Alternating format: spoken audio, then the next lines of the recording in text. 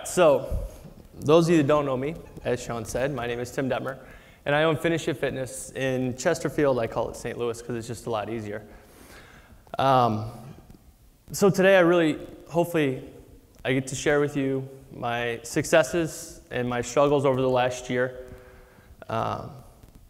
inspire you to take some action in places that we so often don't take action in, and to just show that by following the simple NPE systems and implementing them, your success and your growth will happen. Finish It Fitness is not by any means where I wanted to go ultimately, but we've had a good year growing in that direction. So last year, I was named Rookie of the Year here, which was and still is a great honor to be named Rookie of the Year in this group. I believe I was named Rookie of the Year last year because I implemented all the systems. I went through all of EA in 12 weeks. I just went at it and went after it. It wasn't a week like Matt, but that's crazy. I developed a strong strategic alliance, which really helped me to grow. And in the 6 months, my first 6 months with NPE, I had experienced 300% sales growth. So I was doing really well, right? My life then, I was working 7 days a week. I was in the studio at 6. I wasn't leaving until 9. I was working weekends. I had clients scattered all day long. I never was rested. I was always dragging ass. And most importantly, I never had time to do anything that was going to allow me to grow Finish It Fitness as a business, right? So that's terrible. So we were building clientele at the time. You know, we had a nice inflow of clients from implementing Deep Core and getting them signed up with AutoCloser. Our cash flow was tight, but it was easy to manage with Controller. And our net profit was low, but as we were building clientele, it was starting to come along. Does that sound like anyone else here? Working too much, not getting paid enough? Fast forward a year, where am I at? I'm not training clients. I'm not working weekends. I go into when I want to. I normally get in an early morning run. I'll start my day with writing an article or a blog post at home. And I get to see my wife at dinner and not just 45 minutes right before we fall asleep. At the beginning of the summer, I made it a goal to golf once a week. That was 24 weeks ago, and I've played 31 rounds of golf. And if any of you don't golf, golf can be a fairly time-intensive sport, so I'm pretty happy that I've been able to hit that little personal goal. In August, my wife and I were able to take the coolest and longest vacation of our lives, really. We started in Denver, went over to Estes Park, hiked the Rocky Mountain National Forest, went up to Jackson Hole, hiked all through the Grand Tetons, spent 3 days camping in Yellowstone before we went all the way over to Portland where I ran the Hood to Coast Relay. And that was fantastic, it was awesome. With the 2 weeks and a couple of weekends in there, I worked exactly 7 days in August. And when I got back, we had just done our best month ever, just shy of 31,000 in sales. And I started to think maybe I should go back on vacation because it seems to work a little better. So maybe our numbers are off a little bit, 99.6, 99.7. Either way, I'm not happy with the decimal because my target was 100.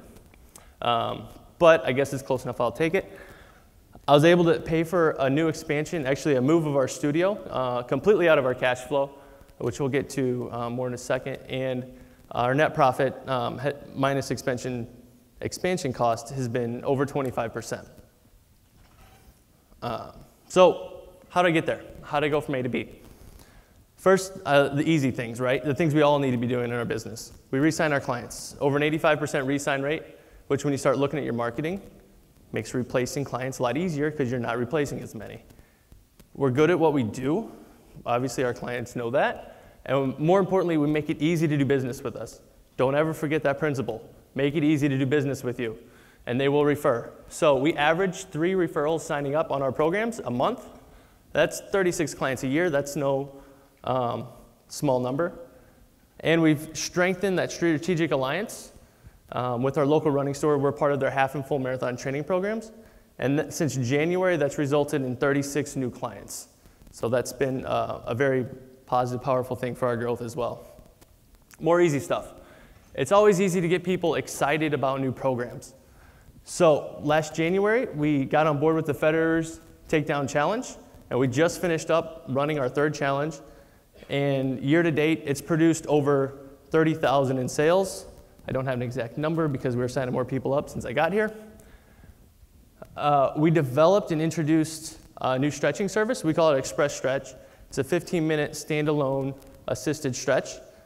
It's a great, easy upsell, and it's a very needed component that a lot of our clients need, so it's very easy to sell that way. So when you're experiencing good times and things are rolling, you get to do fun things, such as designing your ideal studio, which is pretty fantastic.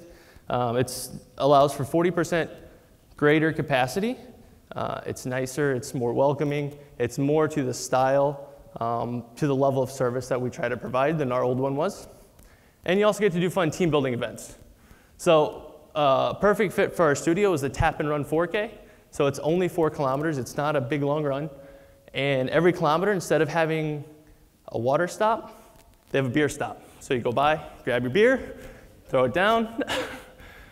So we had a couple extra shots along the course. We actually stopped in a bar during the race. It was a really fun time.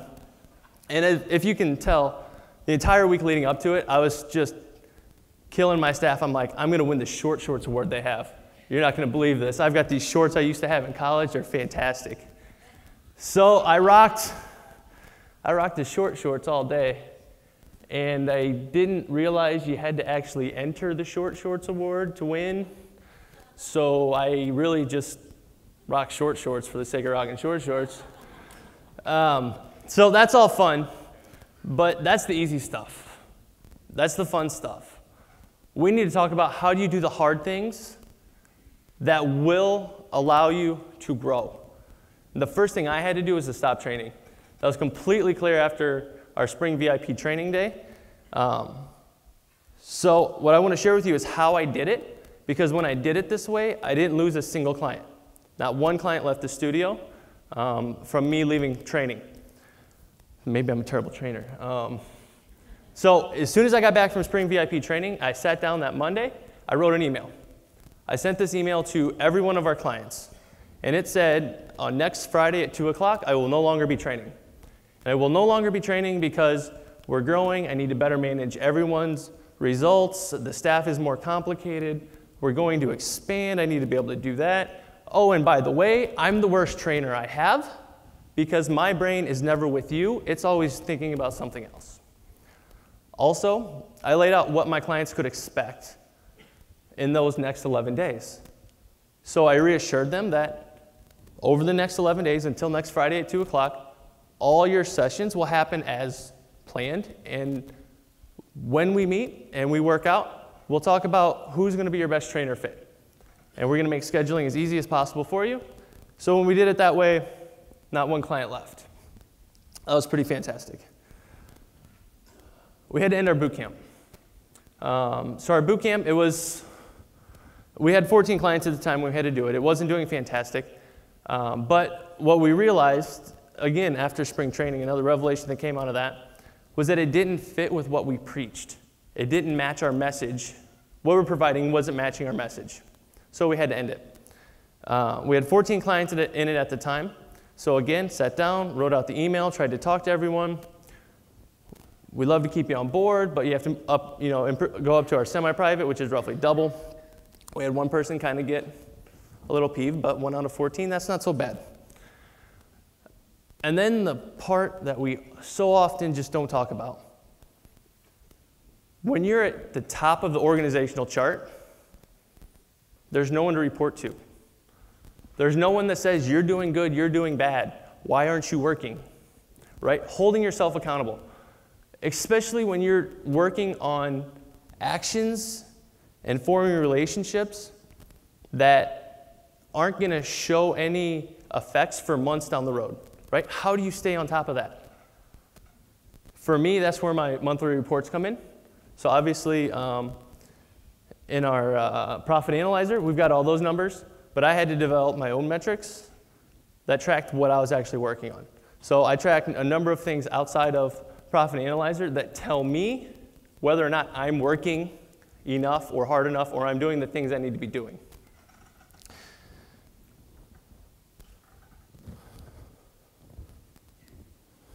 Wrong button, got it.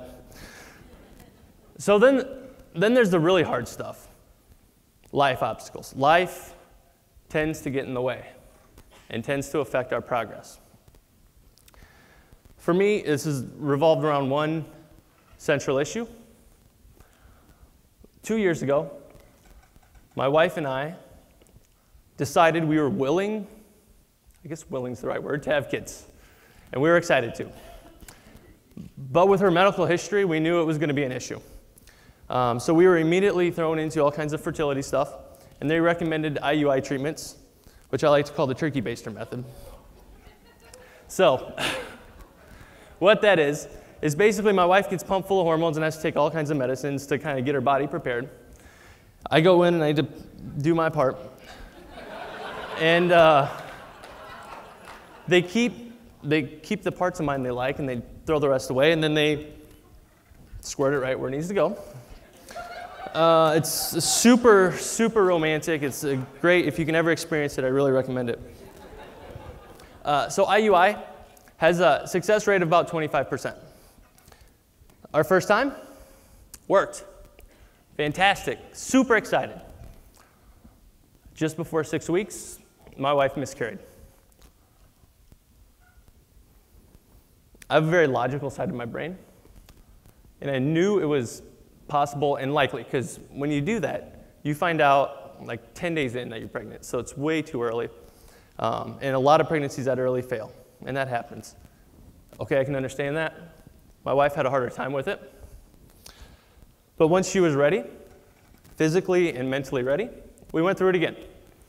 Second attempt to work. This is easy stuff. Like, doesn't anybody get pregnant this way? Just before 6 weeks, she miscarried again. So after 2 consecutive miscarriages, you go through a lot of testing. I believe they took 12 vials of blood from my wife, and I only had to have a couple, just to make sure there's no genetic, I don't know what it all means, but basically they found one little thing, that just this one extra medicine out of the 12 or 13 she had to take already would prevent it. Okay, great, awesome. Once Stacy was ready, we went again. Third time didn't work. We're 2 for 3, 25% success rate. We're doing all right. So then we went the fourth time. It worked again. We're pregnant for the third time, and everything looks fantastic because we just had all this testing done that says there's no reason this should be happening. So we're super excited, like there's no reason for this. Here we go. Just before 6 weeks, she miscarried again. F that, because what you learn when you're going through these processes is 3 consecutive miscarriages, the chance of ever carrying full term are super, super low. That realization hit me hard. My vision for my future was just cloudy and dark and murky. My whole world had been turned upside down because everything I'd always thought that I wanted in life seemed like it wasn't going to be possible. It didn't seem like there was anything I was going to be able to do to change it. And that's a problem for me. I like to fix things, and I like to move forward. It wasn't until I had a conversation with Coach Allen that I realized how much it was affecting me. I didn't know. I just kept going and going. I kept filling my time. He brought forward a very simple concept of control what you can control, right? Focus on what you can control. It is very possible to separate your personal goals and your personal life with your business goals and your business life. They're intertwined. There's no way to get around the fact that they're intertwined, but they're part and whole. They don't have to be connected. So I came off that call, and it was fantastic. You know what? He's right. I can control my business life without controlling my personal life, and not even knowing where I wanted to go, because it didn't change where I wanted Finish It Fitness to go. It didn't change at all. As we know, it's impossible to move forward without vision. And my vision was broken at the time. You know, if you don't know where you're going, you can't work on steps to getting there. So all that happened. The last miscarriage happened, right? Early February. The conversation with Alan happened towards the end of February.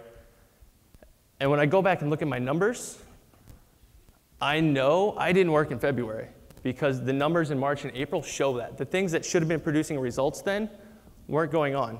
I was filling my time, but I wasn't really working on anything that was going to move me forward. So, great news, which happened Tuesday after I was already here on Monday.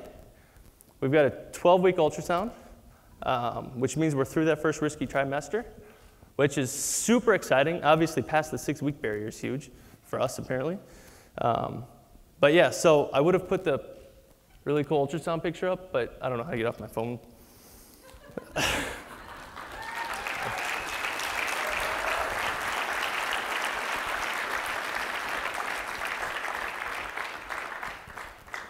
So there's a big long story and maybe felt a little disjointed, but I hope you can see how doing the hard things and attacking the hard things will allow your business to grow. So there's 2 things I want to leave you with. One is to rip off the Band-Aid that you're protecting, whatever it is you're protecting, whether it's your ego, usually it's your ego, and get on with growing your business. And then most importantly, go Cardinals. You can keep up with NPE TV through Facebook, Twitter, and YouTube so that you can stay connected wherever your travels may take you.